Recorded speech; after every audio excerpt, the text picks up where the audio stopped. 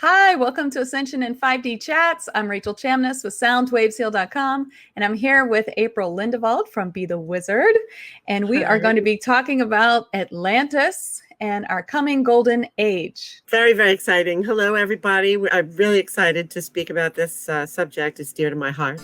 Welcome to Ascension in 5D Chat, where we discuss what is happening with our planet's ascension journey. I am Rachel Chamness. I help lightworkers connect to their spiritual helpers and light path. Hi, everyone. I'm here with April Lindevald. She is a medium, counselor, and compassionate reader, and also an author. She's part of our tag team, and she comes on every other week with Merlin in Tag, which is my monthly group for lightworkers. And she brings forth Merlin, which is really exciting. It's one of our most favorite things that we get for Tag. It's really fun. And today we want to talk about Atlantis. So hi, April. Thanks for coming. Hi, Rachel. This is such an honor, and it's really exciting to be here, especially to talk about this subject, which is dear to my heart. Well, here we go. We're coming into Ascension now. We're coming towards a golden age. It's sometimes hard to believe with all the things that are going on in our world. But to think that it's a golden age coming, right? Absolutely. And one of the things that Merlin is always, when I do automatic writing with him or channel him, one of the things he's always stressing is that we need to take our attention off of all the things that are breaking down in our world and keep on focusing on the goal, which is what it's going to be like when we hit 5D or we gradually get into 5D. And many of our old institutions and ways of doing things change into something a lot more like it was in the Golden Age of Atlantis. Yes. And, I should have said what April does is bring forward her guide. Merlin is her spirit guide, also known as Saint Germaine, right? Well, he's an aspect of Saint Germaine. Saint Germaine is an independent entity, and that's another show probably to go into what aspects are. But Merlin is a sort of a break-off personality of the oversoul of Saint Germaine, and he did have many lifetimes on Earth, and one of them was as a priest, or several lifetimes in Atlantis, a priest and teacher in Atlantis, a priest and druid and teacher in Avalon in the Celtic world, and probably quite a few others before he ascended to the place where he doesn't have to take on a fleshly persona anymore and prefers to guide us from the beyond. Yes, and when we did that the Avalon month, he came forward with his dragons. I saw him training dragons in that life. Right. That was really fun. He's the dragon master. And of course, mostly people know him from the legends of King Arthur, where he was, at that point, he was very ancient and he was King Arthur's mentor. In fact, engineered both the conception of Arthur and also his ascension to the throne from the sword and the stone whole thing. Some of you saw the cartoon. It's kind of based on something that's true. And so he had a lot to do with trying to bring in various golden ages. He keeps trying to be there fleshly to bring in pieces of golden ages from what he remembers in Atlantis. And now he's working really hard to get us to a place where it's going to stick. That's amazing. We should do a whole show on Merlin. I'm sure there's a lot I don't know. He keeps unfolding surprises to me all the time. He's just been around for a very long time, and he started like us. And so he's a great manipulator of matter and energy, but he wants to teach us how to do that because he basically started as an adept, a student of cosmic and metaphysical wisdom, and worked his way through to great enlightenment and power. That's so cool. So he understands. He's very compassionate and approachable. Okay, so one of the highlights of Atlantis month. So when I keep talking about Avalon month or Atlantis month, I'm referring to my Transformation Ascension group with lightworkers, for lightworkers, which you can find at SoundWavesHeal.com. But we did 1 month about Atlantis. We did 1 month about Avalon. And when we did the Atlantis month, April did this amazing meditation with Merlin, which brought forth the 999. And that's what I want to talk about. Let's talk about that. I just have to mention that it's so fun because I get to come on and channel Merlin twice a month, and often I don't know what we're going to do. It's a matter of allowing the discarnate high vibrational guides to sort of drive the car. And this time I knew I was going to do something that contributed to the month about Atlantis, but I didn't know what we were going to talk about. And before I went to bed the night before, I said, can you please show me something that you remember from Atlantis that's important and that is new information that I wouldn't know necessarily. And I woke up that morning and laid in bed, and I was getting like these huge images of all this stuff happening. It was like the whole thing downloaded right away. And so we just took people through that. You will find it on the tag on the site in that month, I believe. That's where I just listened to it over again. And it's amazing. It's a memory of a way that people used to heal in Atlantis, a very big, a big kind of a full body, full soul healing that was done to each citizen once or twice in a lifetime. That's how powerful it was. And he gave me lots and lots of detail about that particular thing. And what we did was try to reproduce that in a meditative state so that people would get some of the benefits of that energetically, even if they couldn't actually be there. I think it's really my favorite thing in tag. Oh, it's pretty exciting. Well, okay. So was it like a med bed? Yeah. I mean, apparently what happened was that this was a big thing that they had arranged. They had worked out the technology by this, whatever point this was in the 1500 years of Atlantis. In the temple, they were using these big crystals quite a lot, and they were using colored energies, solar energy broken into its different color. Sometimes we call it angel fire or different rays. And they used them through colored crystals to sort of direct what they wanted to do.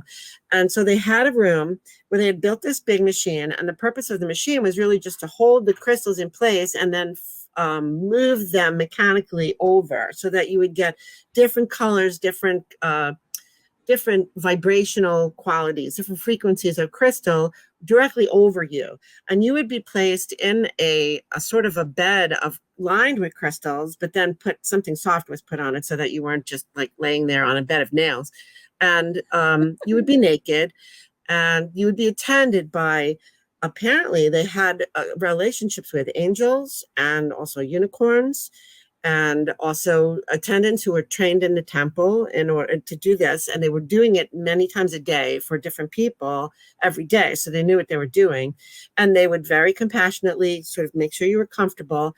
And there was a dome overhead where the sun would come through. They would open the dome and the sun would come through, and it would shine through a specific crystal. And I don't know why it was called the 999. I asked about that. And of course, 999 is a very special number because it adds up to 27, which adds up to 9. So I guess it's the ultimate. I guess it's something about the energy of this. You do this, you don't need anything else, basically. and they could only do it in one room, and they could only do it once or twice in your lifetime because there wasn't enough space to do a lot of people, and everybody had a right to have it. It was a tradition that they would do it at a passage of puberty, sort of like when you came into your adulthood, you would do this would be the great honor. You would have your passage and you would do your 999, and everybody would give you presents and congratulate you and put flowers around your neck, and you would be led up to the temple and do it. And then it would be great. And then some people would get to do it at need, like if they'd had a horrible accident or like fallen off a cliff or something and they needed special healing attention, or if they had done an act of heroism or done something to service the community, they would get like a prize to have it done again. Because if you would do this, it regenerated you so that your aging stopped. You know, it sort of helped you to live for 200 years if you would have this done, because it sort of got on the DNA level and it repaired everything that was going on in your physical, etheric, mental, and emotional bodies. And the process was you'd lay on this bed. First one, I'm trying to remember the order, but the first one is, I think, the physical body. So that was like the green ray, like Reiki, I guess. And it was like a green crystal, and the green would come, and the ray would come from the sun. The crystal would move over you and under the sun, and that would come through. And this ray would be on you, and then the unicorns would come, and they would go into their orb forms, and they would add their purifying energy, high vibrational, very high vibrational frequency to that. And that would be focused very deeply into your cells, every one of your cells, and your mitochondria and your DNA. And so that went on for a little while, and sort of repairing everything and lifting it up to high vibration. And then the thing would stop, and the attendants would say, how do you feel? Are you okay? Are you ready for the next phase? And as soon as you were, the little crank would move everything over, and then they would get like the blue one, and the blue one would come through, and that would be for your mental body. So that would be like erasing all the sort of misunderstood things, bad teaching, programming, belief systems that were corrupted or incomplete, and that would clear out all your mental body, all your memories. Yeah, we should do, boy. And truth, yeah, blue is for truth. It's for discerning truth. So to be able to have that done to you so that you could very clearly access wisdom and truth and not be fooled by anything, that would be important. And I wanted to say, when you were saying that earlier, that's a big part of Ascension, of where we are now, like releasing these things that we believe are true, which are not true. And I feel there's so many that we haven't even scratched the surface of yet, that we're just going to be surprised, that's not true. That's what we always believed. I'm one of those people who spent most of my life academically and in my head. I have a very active brain and was good in school, and I think all the time.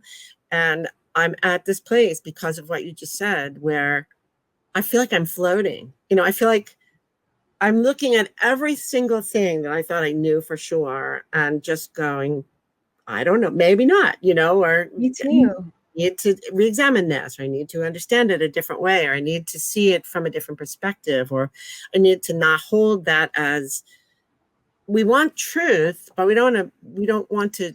And you also, I think it's very important to be discerning about real fakery, and real people with agendas, and people with and just things that have no backing at all, in any kind of fact or proven stuff. But I feel like I'm doing the same thing. Every single thing, I'm like, do I know this is true, or have I been told that this is true by someone who knows? And if that's the case, then I want to say that I don't know that it's true. I'm not sure that it's true. And I'm trying to be really open and look at everything that way. And it's not that I've discovered any truths or know anything, but I just feel like the more I open myself up to that, the more I'm open to release and get truths when they do come. It's very important. I think you spoke that the way you put it, that's the order of inquiry I think we need now, to just say, do I know this is so? Yeah. How do I know this is so? Can I trust the source? Yeah. Even if it was a teacher that told you, or a parent that told you when you were very small, you don't know then. Don't know. You don't know for sure. Because so, and all of the truths are evolving. And if you always go back, I think, to the very central truth, there's only really one truth, which is love, and that's, if something strikes you as being really not loving, ask that question, It's a good way to tell. It can't be right, So I think that going through your mental body and sort of clearing it out with a crystal would be a nice way to help us. But hopefully that will be in the future. It will be available. And the last one was listening to you explain it to everyone, I can see the whole thing, because we did the meditation. I really felt like I was there. It was amazing. I know. They gave all kinds of details about what it looked like, what it sounded like, how it felt. And it was such a wonderful, it was just like the ultimate achievement of the civilization that they made this come together, and it worked. And the sad part was that as Atlantis started to sort of become corrupted and crumble over a course of time, the people in power and the priests that had access to this, instead of doing it as a service, started to think, well, gee, if I could live forever, if I could, help myself be all young and energized and everything, and we could do it more times, more is better than not. And so they would like take access more than other people, and that left less time for the rank and file people. So they didn't get access. And then the classes started to just kind of like separate because the people in power were denying things to everyone else. And that's how it starts. That's how everything starts to fall apart because there's no community and equality anymore. Yeah. I have Alopiani here, who is the mermaid goddess. She came through in the month of Atlantis, and she says you went when you were 15 and when you were 50, and sometimes, and when you said that you also went when you were for special cases, she also said, and motherhood. I heard her say motherhood. Oh, wow, I didn't even think of that. That's important because then you're basically getting two for the price of one, kind of. Maybe if they did it when you were pregnant. Something about after birth or something. Or after birth. Okay. Yeah. Well, and I hear 99 too, like 99, So, if you wanted to, it's kind of interesting. But I think that another thing that we should concentrate on is that, here we are, and I'm really grateful in many cases in my life for the activities of doctors and nurses and scientists and all kinds of people that are really working with what they have, with the knowledge they have, the tools they have, and whatever they have. They're trying really hard to unfold the secrets of the universe to help people. But we are looking at we're looking at a culture now that's all on drugs that are messing with people's physical bodies and emotional bodies, and we have lots of things that are undiagnosed and nobody knows how to treat them, and we're not looking at the consequences, and it's all based around money, and it's just really tough.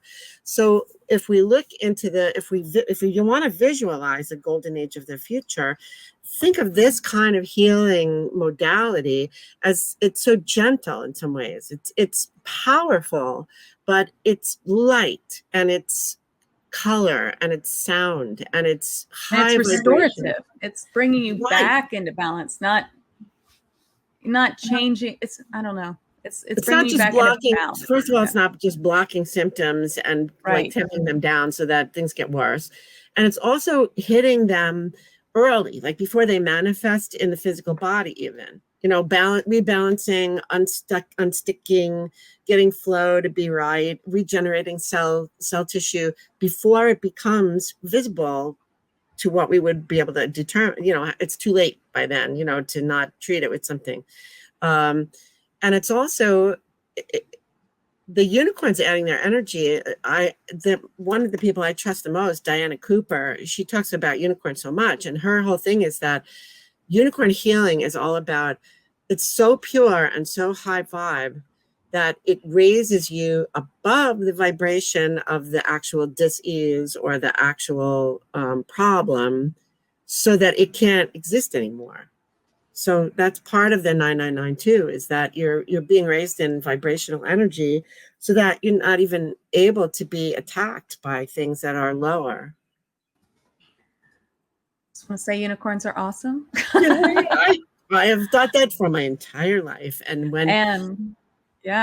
love working with unicorns. I think you're about to say the same thing I am, which is like when I found out that unicorns were like a real thing, that's what started my whole career. Oh, you're so psychic. I mean, I was about to say those exact words. I was going to say that one of the biggest moments of my life in tag, because I have been like writing songs about unicorns and collecting unicorns and loving unicorns since I was a small child. And everybody was like, oh, you're such an innocent little, you're not growing up, and the first time that I went into tag and had people talking about actual unicorns coming in from other dimensions, and that their horns were not even horns, they were like laser beams of light, and that they had all these qualities, I was like, this is like, it's real. Yay, I feel so vindicated.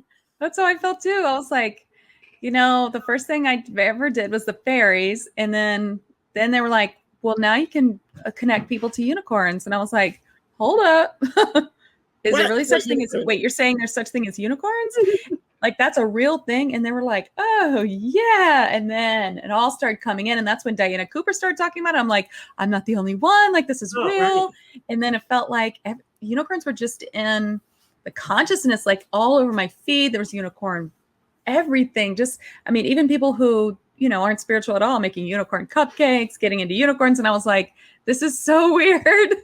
And because I followed unicorns my whole life, there have been these like dips and, there've been like periods where everybody loved unicorns. And then there's a period where they completely disappear. No kids do unicorns. There's no backpacks with unicorns, and for a very long time. And then all of a sudden they resurface again and everybody wants a unicorn.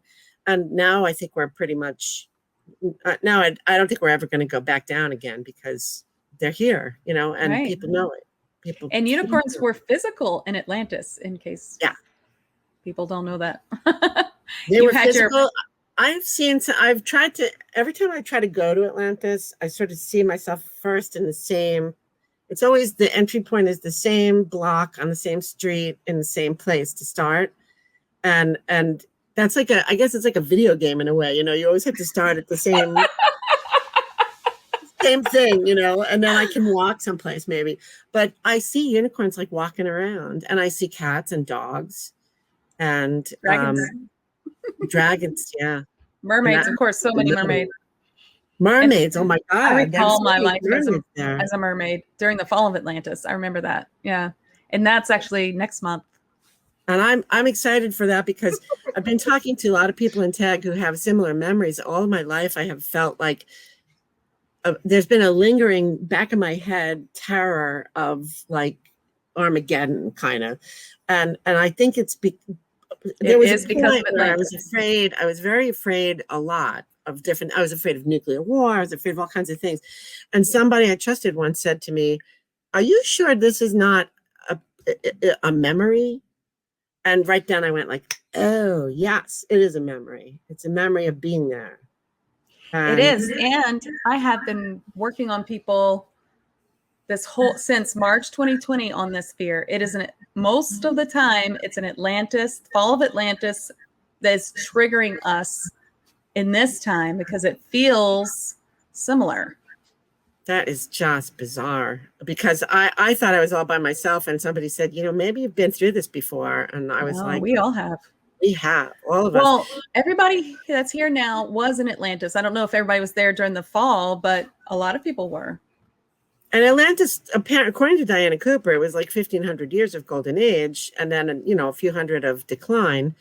And I did a little meditation before this broadcast, and I just got that the actual falling, the sinking really took a while, that it was kind of horrible because there was time for refugees who were lucky to escape. We know that because we know that there were colonies seeded all over the world from Atlantis, but that it was a process of like, well, first of all, the corruption of the people started early, but then the way that it physicalized was earth tremors, fires, things falling down, tipping, floods, like a lot of things in a row that weren't just one day. It wasn't just you were there and then the whole thing fell. It was more like a horrible time of great suffering where people were being killed in droves, like over here and then over there. And then there was a big fire and the people on the temple were like sort of on the top looking down, not being able to really do anything about it and being sort of like removed from that for a while until it just became impossible to stay. Well, I'll tell you my memory. My memory is I'm a mermaid. I'm in the water. There's these two like mountains or something poking out of the water. And like Atlantis is in front of me or behind me, really, but this is me turning around. And there's these two mountains. And on top of each mountain is a person who is holding their hands up like this towards Atlantis. Okay. And Atlantis is falling. And I chills. And I have all these people, and there's dolphins with me and other mermaids, and we're trying to bring the people to another shore. And what's happening is these people either it's fated and they have to do it. They're not bad people. They're like wizards or mages or something. it's either something that they're required to do, or they're trying to slow it so that people get out. I'm not entirely sure. I think that there were some of us were priests and priestesses who were doing the best we could to try to like change things. Like you're right. I mean, we had the ability to do physical magic, but well, not I that see much. you there. It's pretty clear. I was there. I don't always know what I was doing, and I think I'm still a little blocked from some of those memories because they're so traumatic. But well, I see you as Merlin or something very close. And then I see you also in the Crystal Temple with Mary Magdalene. Almost everybody in TAG was there, training to be a light worker for this life. And I see you there. You weren't there at the same time as me, but I see you there. I think I've had several lifetimes there, and different kinds. And there's our new TAG team member, Maggie Wolf. We were talking about this, and Maggie says that she remembers being angry at Merlin because he was a famous person and he was absent. She says at the time when she felt the most trauma, she kept looking, she was asking him, where the heck are you, and why aren't you doing anything? And I asked him about that, and he said he went to scout where to go. Like he knew things were going bad, and he was younger, and he wasn't always like an illumined master. He was a very smart priest. What he said was he went on an excursion ahead to try to scout out places where people could evacuate to. Anyway, that she was angry with him because he was absent, but he was really trying to do something from a distance to help, because it became clear that there was no saving the place. It was not going to be raised from the water and repaired. So, and they were also the people that were most involved with the metaphysical end were trying to save as much things like artifacts, crystals. They brought a lot to Egypt. Huh? Yeah. And other places. I have a very clear memory of going, maybe with mermaids, I have a clear memory of ending up in England. Like there's a colony of us from Atlantis that went that way up to the north. And had a little bit of that's how Avalon got many years later, but it was like, that was the time, the genealogical line that came from some people from Atlantis that ended up on the shores of the Celtic areas. Well, I was reading a book about Jesus and the missing years in the Bible, where they think that he was speaking with, where he was being trained in this place where they say in the book it's people from Atlantis, but really I got that it was the Lemurians, which, everyone has this question, what's the deal with Lemurian and Atlantis? Right. And what I get is that it was Lemuria first, and then Atlantis, there was some overlap, and then Lemuria, I don't get that Lemuria fell, but that the time was over. They left, some of them came to Atlantis, some of them went other places. And then at the end of Atlantis, when it fell, they came went to other places. I think that I've heard lots of different things too, but I think that one rings the most, what you just said rings the most true to me. And I have heard from other sources that the Lemurians, they must have gone up into another another vibrational level, another dimension. And I know that some of them immediately, when they lost their continent, they went. Some of them are inside Mount Shasta. Yes, but they're in a. And there's a spaceship above Mount Shasta. Yeah, and it's a seventh dimensional place or something that you wouldn't necessarily find unless you were invited or you were extremely sensitive. Well, now, and someone had this really good question, which was, are there different versions of Atlantis? Are there, how we live in a multiverse, that we have many versions of this lifetime? And are there many versions of Atlantis? But I get no, not of the Golden Ages. There's not a multiverse of Golden Ages. I think it's more like, if you think of between now and Jesus time, that's like 2,000 years, we always say. Mm-hmm. If you think of the span of what's been going on since Jesus was born to now, and all the different types of cultures and all the different, the Renaissance, the Dark Ages, we've had all the Industrial Revolution, we've had all of that. Well, if Atlantis existed for 1,500 years, I'm sure there were a lot of different periods to tune into, and I'm sure there also were many of us had more than one lifetime there.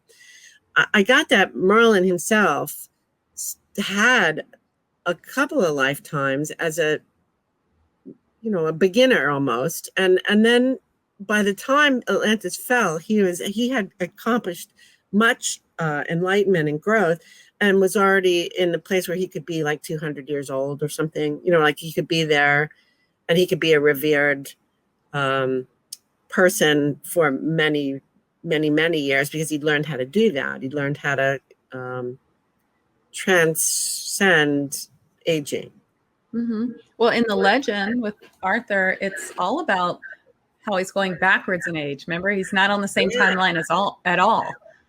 I haven't figured that out yet about why, what that kind of I think it's means. just different timeline. Probably right. Well, and that's the thing also, if you, every now and then, how you sort of like, it's like you're on a trampoline with this learning that, every now and then you jump up and you can sort of go, oh, and then you kind of like land and go, wait, what was that? Oh, yeah, I know. So that's happened to me a few times. Like, you feel, I have all the answers. And then later you're like, what was it? I think it's every now and then in my clear periods, I feel like you can almost imagine what it's like to be outside the timeline and to be like, just looking at it and going, I think I'll drop in here, or I think I'll drop in here. And you can almost sort of look down and see all your lifetimes kind of happening simultaneously. And so that you could almost go and like visit another one of your lifetimes any place, because there isn't really this. There's just like, but then I come back here and I'm like, I don't know how that happen. I don't know how to do that. I have 2 meditations for that in TAG. One is the fairy time transcendence. You can go anywhere. And the other is like getting information from another you and another lifetime. Oh, I kind of remember that one. I should do that again. I think that's maybe one of the moments where I really understood, like in the middle of that meditation, probably thinking, yeah, an alternate you or something like that. Well, and if you think of the people that some of the guides and angelic beings and the masters and lumen masters and some of the gods and goddesses that you contacted and all of those, they don't live in the timeline. So they're kind of looking at us. And there's a timeline in the sense that they're trying to work us through a timeline that we're on to get to Ascension. But they're looking at it from a place where there's some, I don't know, they're not in it. So they're seeing it from a different perspective. It's wild. And, it always cracks me up when people talk about, you're talking about dimensions all wrong. You don't understand it. They don't understand that we're talking about 5D and 6D in a spiritual sense. But there is a part of that timelessness of 4D and 5D, of how 4D works. If you ever I have a 10-year-old, so he makes me watch these videos about how 4D works. He can appear and disappear, and that's pretty interesting. And I know that's how 4D beings can, they have that ability. And 5D, they say, is no time. So that goes along with what we know about the 5th dimension versus the 3rd dimension. But there is also this, like, people calling it the 5th density, because it transcends what we know about dimensions and density. It's just a word that we use because we don't have a word.